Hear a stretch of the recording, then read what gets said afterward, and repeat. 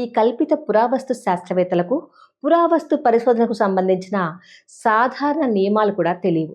Williams గారు కనీసం gloves కూడా ధరించకుండా ఒట్టి చేతులతో కలప ముక్కను తాకి దాన్ని కంటామినేట్ చేస్తాడు.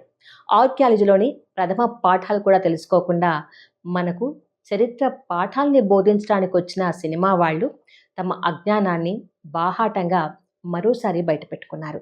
తాజ్పై కోర్టులు, పురాతత్వవేత్తలు, చరిత్రకారులు తేల్చి చెప్పేసిన విషయాల్ని మళ్ళీ తాజాగా సినిమా రూపంలో తీసుకొచ్చారు.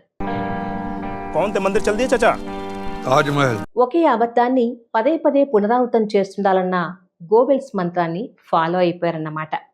కట్టుకథల్ని చరిత్రగా, వామపక్ష చరిత్రకారుల మీద, ముస్లింల మీద, మొఘలుల మీద అంతులేని దుష్ప్రచారం చేస్తూ సంఘీ వాట్సాప్ అనునిత్యం ప్రచారం చేసే వాట్సాప్ ఫార్వర్డ్లను 165 నిమిషాల సినిమా తీస్తే తయారైన అసత్యాల వ్యర్థ పదార్థమే ఈ తాజ్ స్టోరీ అంటారు బాలాజీ గారు.